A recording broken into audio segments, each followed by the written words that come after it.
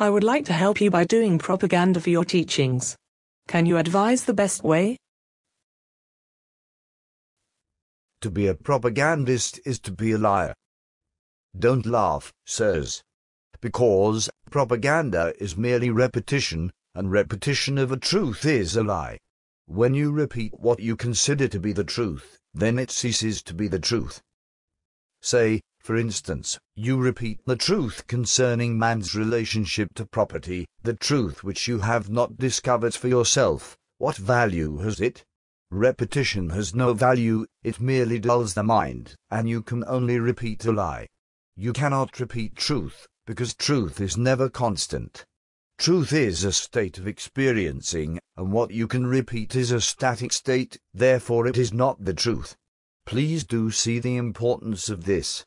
We are so used to being propagandists, to reading newspapers, to telling others about everything. The propagandist is a mere repeater, not a teller of truth. Therefore, propaganda does infinite damage in the world. The lecturer who goes out doing propaganda for an idea is really a destroyer of thought, because he just repeats his own or somebody else's experience.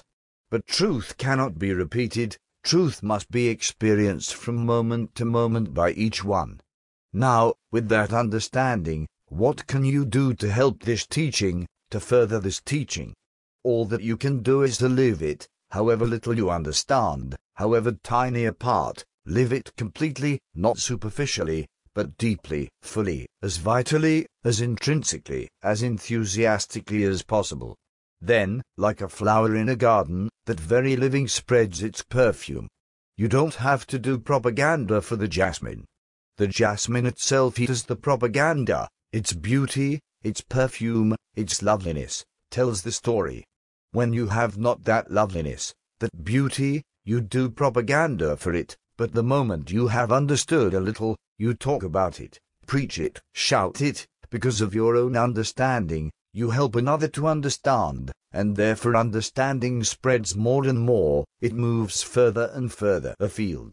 Surely, that is the only way to do what you call propaganda, which is an ugly word. Sir, how does a new thought spread, a living thought, not a dead thought? Surely, not through propaganda. Systems spread through propaganda, but not a living thought. A living thought is spread by a living person, one who lives that thought. Without living it, you cannot spread a living thought, but the moment you live it, you will see.